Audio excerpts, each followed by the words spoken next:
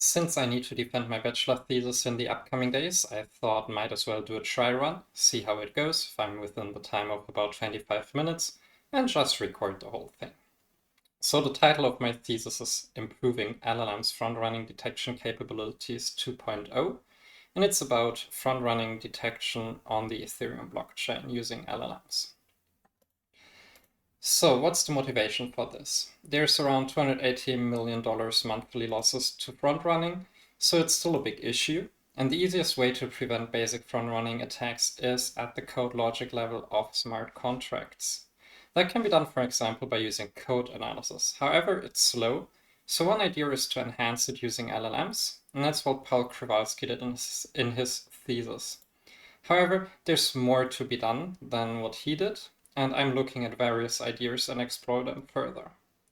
So the contributions of my thesis are an introduction for the reader into the technologies that I used, a critical evaluation of Nix and Nix LLM, an in-context learning implementation based on Nix LLM called Nix LLM 2.0, the creation of a dataset to provide the necessary ICL examples, a different approach of implementing LLMs into Nix, which is called Nix LLM 2.1, and a completely different approach to analyzing smart contracts called the Whole Smart Contract Analyzer, as well as the creation of a benchmark dataset, and then tests, evaluation, and comparison of those implementations based on this benchmark. So the outline of this presentation is some quick basics first, which is in-context learning, blockchains, Ethereum, smart contracts, front-running, and the meme pool. And then some more in-depth content on how Ethereum smart contracts can be front-run, what Nix is, and how LLMs have been integrated into Nix. Followed by my actual research, which is a custom implementation, as mentioned beforehand, dataset creation, the benchmarks, and the results of the benchmarks.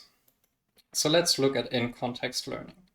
The boring way is to call it adding examples to the model prompt. The fancy way would be condition the model through in-context learning with few-shot demonstrations. And this can be done when the model is large enough. That's why we are using LLMs. And it works without updating any parameters of the LLM and can be combined with general prompt engineering techniques. That's great because that means we can further enhance the performance of existing LLMs such as GPT or Gemini. So here's some basic example on in-context learning. We have some sentences and we expect a sentiment in the example on the left side. So we provide 3 examples and then leave a blank on the 4th one. And on the right side, we expect a topic to be given back by the LLM. And the LLM can use those examples to provide either the sentiment or the topic without giving specific instructions. So we can use this technique to make the LLM understand what we are expecting and generate better results. Depending on how many examples we provide, we can use zero-shot in-context learning, one-shot, few-shot, many-shot. There's various ways of doing in-context learning. It's one of the emergent abilities of LLMs. Blockchains are also needed for what I'm doing. So we have the Ethereum blockchain. It's a distributed digital and secure ledger. We have blocks, we have more blocks, and they're chained together using the hash of the previous block by having miners connect those blocks to a blockchain. That's just a very simplified version of it. So we have our blockchain and we have smart contracts, and we can imagine them as a digital vending machine. So the code is basically the vending machine. We have functions that we can execute. So we can issue a transaction to the smart contract and we will get something in return. And that means code becomes law on the blockchain. And that also includes bugs and attacks. So let's talk about front running, which can be done when we have prior knowledge to upcoming transactions. Imagine we are a stockbroker and the client wants to buy a huge amount of stock. What we can do is buy stocks first. We know there's an upcoming transaction. The value of the stock will likely rise. So we buy our stock first and then issue the large transaction and make a profit. So this has been mostly resolved through regulations in traditional centralized markets. It's called insider trading and it's mostly illegal. So how is it on the blockchain? We need to know about upcoming transactions, and on the blockchain that's fairly simple, because the meme pool is public. In this example, we can see unconfirmed transactions on the Ethereum blockchain, and we can use this information for front-running attacks. So here's an easy example on how to do front-running on the blockchain. Imagine the smart contract called hash puzzle, which pays a reward to the first person to solve a hash. Now we have Alice submitting her solution to the meme pool, hoping the transaction will be processed. And our attacker Eve sees this solution and submits its own solution with a higher fee for the miner. And since the miners want to make a profit, they will include transactions with a higher fee first, in this case Eve's transaction, which will be executed by the smart contract, and the reward will be paid to Eve instead of Alice.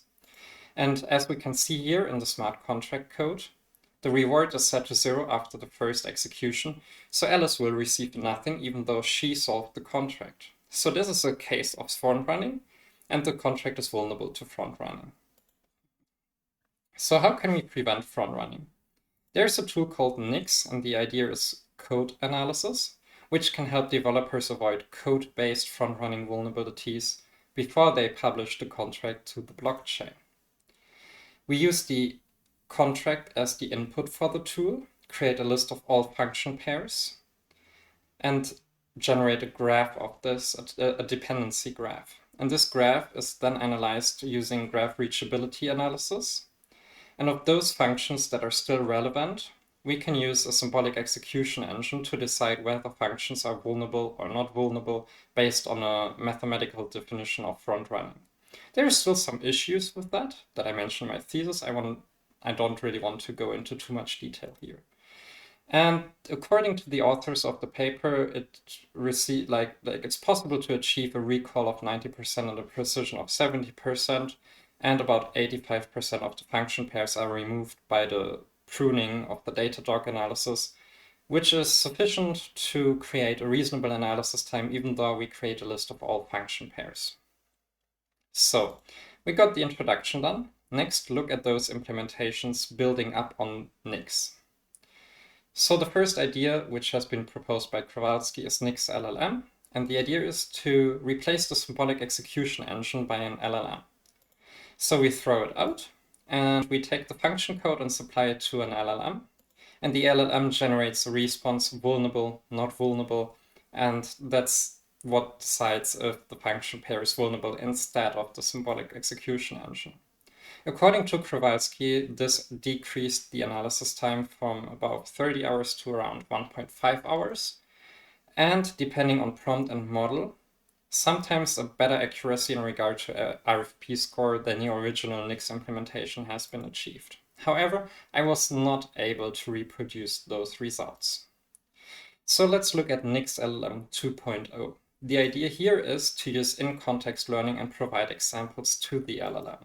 So we still throw out the symbolic execution engine, and then we take the contract code of the two functions and add in examples. And both the examples and the code is then supplied to the LLM.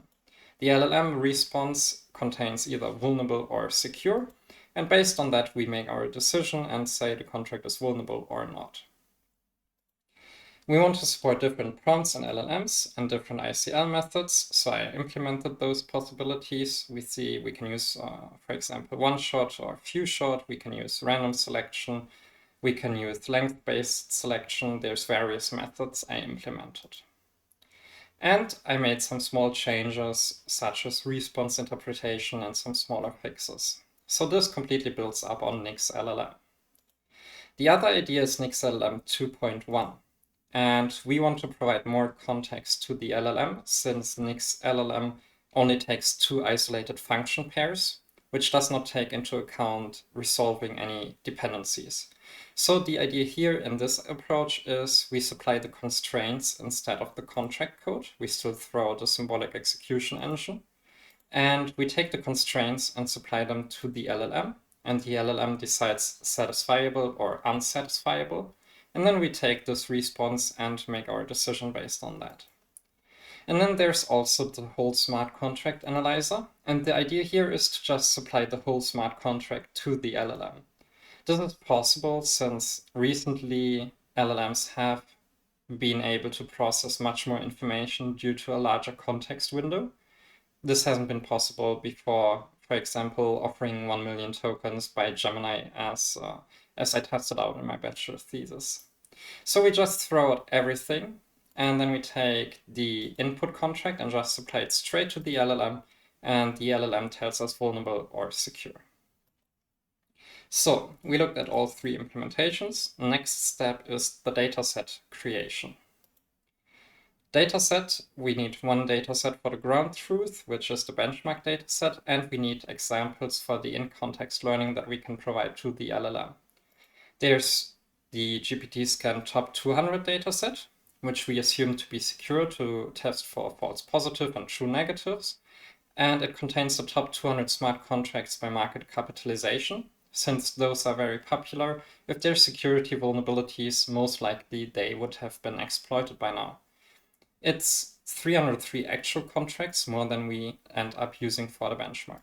And then there's the Erebeus Red Giant benchmark dataset, which is assumed to be insecure, so we can test for true positive and false negatives. It consists of historical front-running attacks, so there's proof that the contracts are insecure, and it consists of 235 smart contracts that are vulnerable, with 513 specific real-world attacks on those contracts. This dataset is also what Kowalski used in his thesis to analyze the performance of his tools. However, there's some issues with those two datasets. Deduplication hasn't been done, there's missing files, incorrect file names, missing metadata, there's path issues, and there's contracts that can't be processed by Nix or Nix LLM as it builds up on Nix, for example, when too much inline assembly is used. That's why we have to fix that first. So we take those datasets and clean them out, leaving us with the GPT-scan custom dataset and the Erebeus Red Giant custom dataset.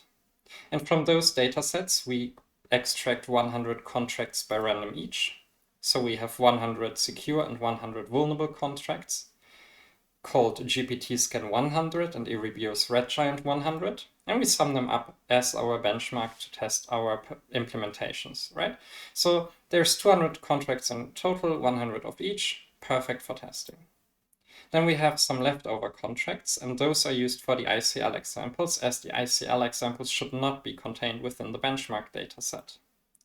From those, we extract secure function pairs, 26, and vulnerable function pairs, also 26, which offers 52 ICL examples that we can use for our analysis purposes.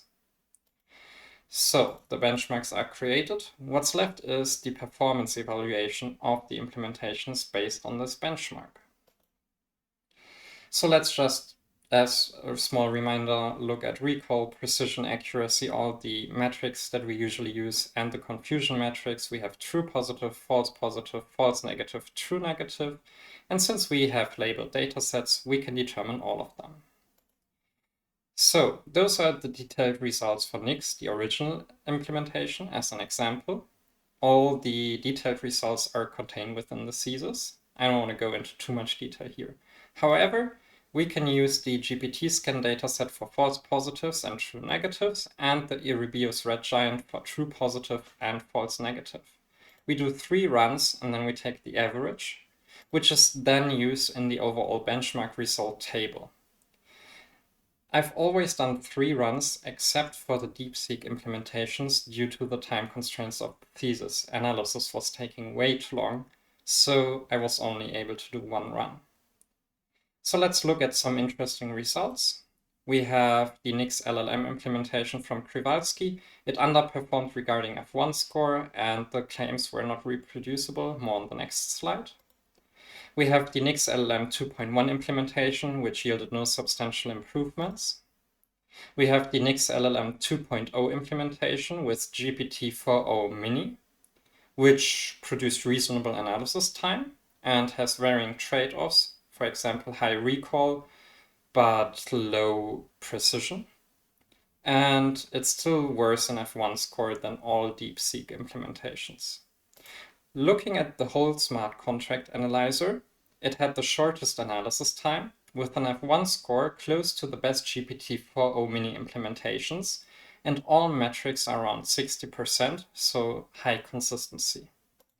And then there's the DeepSeek Reasoner implementations with Nix LLM 2.0, which gave competitive F1 score, only 7.14% worse than the original Nix implementation when MMR and prompt P5 are used. However, very long analysis time. And then there's the original Nix implementation, which still performed best.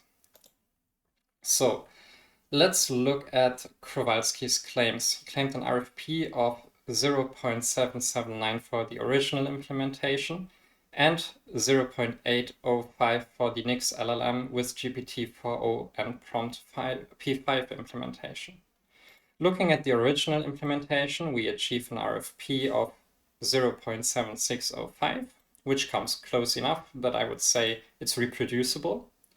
Using the 4o mini, we get a score of 0.37, which is low, very low compared to the results reported earlier.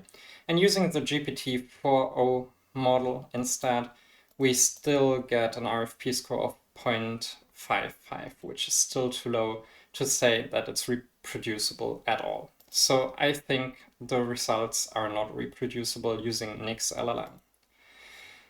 The best performing analysis, if we don't take analysis time into account, is the Nix LLM 2.0 implementation using DeepSeek, which improved the F1 score of Nix LLM by up to 36% or 16%, depending on which of those two implementations we look at. So we were able to outperform Nix LLM by using in-context learning and DeepSeek. Even without using DeepSeek and while using the same model, it's still possible to outperform Nix LLM using in-context learning with Nix LLM 2.0. The downside of this implementation, however, is still the analysis time, which is very high. So there's some interesting changes if we look a little closer. By adding in-context learning, for example, it was possible to enhance the implementation's F1 score by 22%. The only change here, it's same model, same prompt. The only change is that we're using in-context learning. And for this one, we still use the same model. We use another strategy. Still, the F1 score goes up. All the metrics go up. Only recall is slightly worse. By changing the prompt from P5 to P6 using the GPT model, we could improve the F1 score by 25% and the recall by 50%, which is super high. And by changing the LLM from GPT to DeepSeek, there's been another improvement in recall, F1 score, and accuracy. However, there's been a loss in precision. Interestingly, changing the prompt from P5 to P6 only changed much when using the GPT model, as changing the prompt using the DeepSeek model has done barely any changes, as can be seen here. So what are the key findings? The original implementation is still best overall, and Nix LLM underperformed, so Kowalski's results were not reproducible.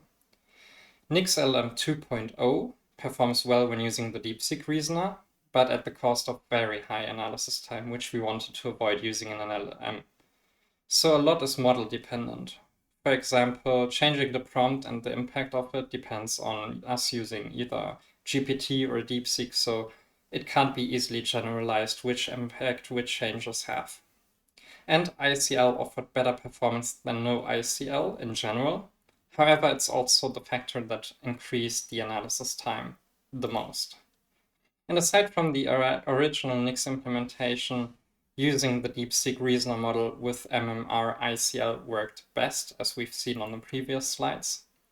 And the whole contract analyzer performed comparable to most GPT-4o mini implementations and had the fastest analysis time, has been outperformed by DeepSeek Reasoner implementations when we don't take the analysis time into account.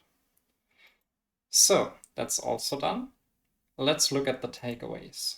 LLMs offer new possibilities to further enhance existing tools. A good dataset and benchmarks are hard to obtain and create. There's been a lot of struggle with that. Proper prompting proves pivotal, so the way you prompt the LLM changes a lot about the performance, as we could see by changing the prompt, for example, when using GPT. And being aware of definition, scope, and limitations is important, as a lot depends on what do you define as a front-running attack, for example. If your benchmark uses a certain definition and the tool uses a different one, that's an interesting scenario that I encountered as well. And it's always worth it to try various ideas and new approaches and to verify results. As could seen, I was not able to reproduce Kowalski's results, which has been a very interesting observation to me. There's still a lot of future work to be done, which is outlined in my thesis. And that's it so far. So if there's any questions, I will happily answer them. And I will hopefully be able to provide the thesis in some way to the public.